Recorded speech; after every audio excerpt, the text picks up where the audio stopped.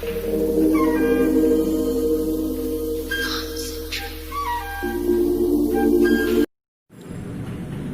morning, students. In this video we will be discussing about the second part of the external respiration, that is the expiration. Okay, that is the expiration.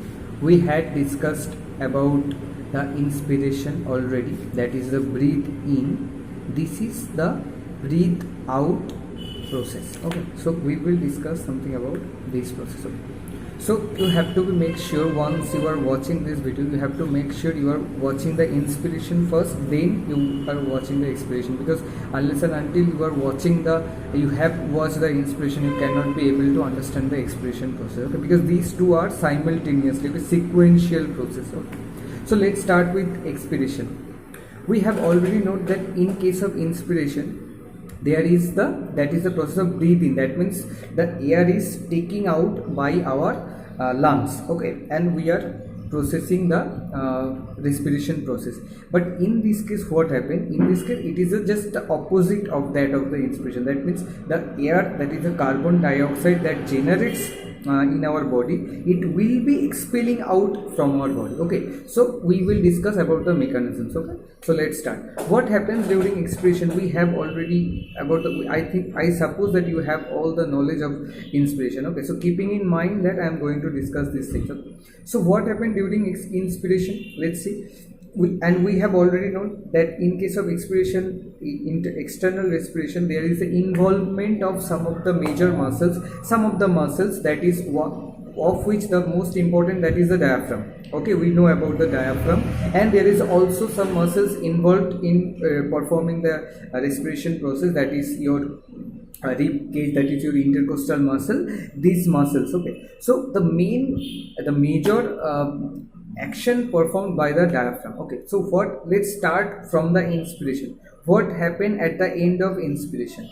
Just remember the things. Okay, in the inspiration we have come to know that the diaphragm, from its normal position, let's assume it is the normal position of the diaphragm, and it reduces, it relaxed a bit more. Okay, that's how the space between the cavity and thoracic cavity and the diaphragm gets increased. Okay, so now you have to be make sure that your diaphragm is in the inspiration state. That is, your diaphragm is now towards a bit downward than from its actual position. Okay, so I suppose my diaphragm is in this position. Okay, of which it should be in this position. It is its normal position. Now the diaphragm is moved towards this position. Now my expiration will take in place. So what will happen? Be very careful. Okay. Now what happened? This diaphragm will again pulled off. Okay. This diaphragm will again pulled off. So as a result, what will happen? This diaphragm will cross its normal position and will upwards a bit more. Okay, that means it will shift from its normal position. Okay, that it will lift it up a bit. Okay, so let's suppose the diaphragm now moved into this position. Okay, so the diaphragm has been moved in this position, and there is the cavity, there is a lungs cavity, thoracic cavity, and we know that thoracic cavity has the rib cage, and inside the rib cage there is the intercostal muscle. Okay, so during this process, during this expiration, what happened? The diaphragm is now lifted up. Diaphragm is lifted up, and the thoracic, once this diaphragm lifted up, the thoracic cavity will reduces, because we know that in case of inspiration, the rib cage becomes a bit wider, so that the volume gets increased. Okay, but in this case, as I have told, it is just the opposite that of the inspiration. What will happen? The rib cage, the cavity between the rib cage, the volume between the rib cage will decrease, because the rib cage are now moving a bit shrinker. It becomes reduced. Okay, that means, look, you just follow the consequences. The diaphragm gets upward, the rib cage getting reduced. So what will happen? That means inside this cavity, inside the lungs and the diaphragm, the space, there will be a less pressure right now, because there will be volume is getting very much drastically reducing. Okay, so we have known that if the pressure and the volume is always in a inverse relation. We have discussed in the inspiration video.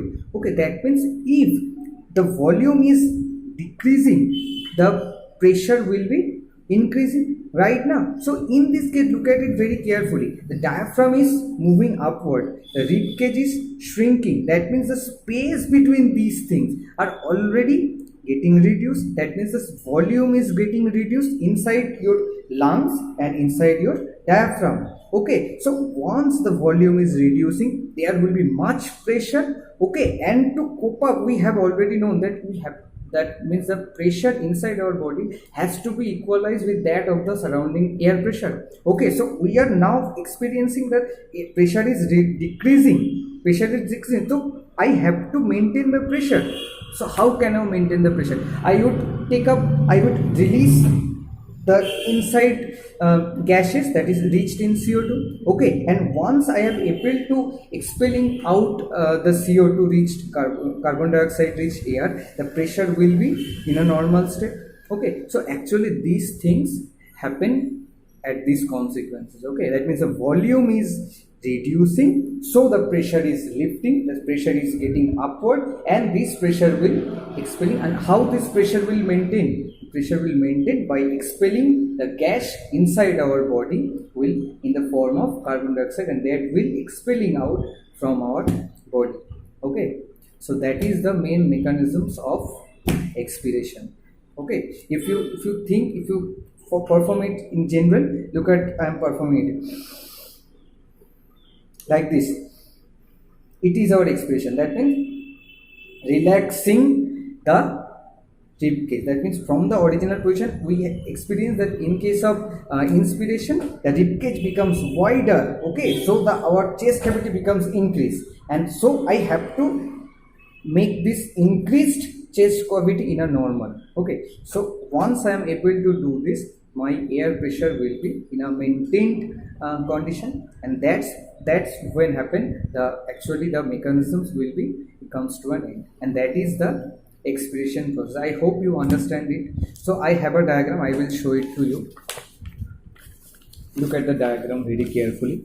It is your diagram. Okay, so what I have mentioned right now, it is my diagram. The red one is the original position of the diagram, not original position. I have said that the two action is performing simultaneously. That means it is the position of the diaphragm in case of inspiration. Okay, and now it is getting much inward. Okay, so the revised position of the diaphragm is this green one. Okay, it is the green one. It is the revised position of the diagram, and it was the previous position of the rib cage. Okay, look, it was flattened enough. Okay, it was wider, and now what, it is shrinking. Okay, so you can see the green color. Green color is the reduced rib cage. Okay, the reduced rib cage, and then you can see there is, that means the rib cage is going inward, the diaphragm is going inward, the rib cage is moving inside, and there will be this particular area will be of less volume. Okay, because the volume was in the previous case, the volume was very big because it was widened, it was flattened, so it has a big volume of air, so the air pressure will decrease in a decreased state. But in this case, we are experiencing the volume gets reduced. Look at the diagram, volume gets reduced, the diaphragm is getting upward, the rib cage is getting inward, so the volume is reduced. And if the volume is reduced, the pressure will be high because inside there will be a much pressure. So how can this pressure be maintained? Simply the gas forming here, it will expelling out in the form of CO2. Okay, and once this happens, the expiration process will come to an end. And make sure you have to keep in your mind that inspiration, expiration. That's how these two processes always continues in our body. Okay, these two processes are simultaneous to each other. Okay, we are continuously experiencing inspiration and expiration. Okay, but it's a quiet process. We cannot that much here we are not that much aware of the inspiration and expiration process because it's a silent, because we are quite often do that. this thing we do, but not generally we do it, okay, because it becomes, it's a natural process, okay, so we are not that kind of much of aware of this inspiration expression, okay, so it is a quiet process. Okay, I hope you understand the inspiration and expiration process. Now you have, all you have to do, you have to just go through your text, read the text very clearly, very vividly, and I think so it will be very it will be easier to you. Okay, so that is for today. We will come to with another video in the later. Thank you.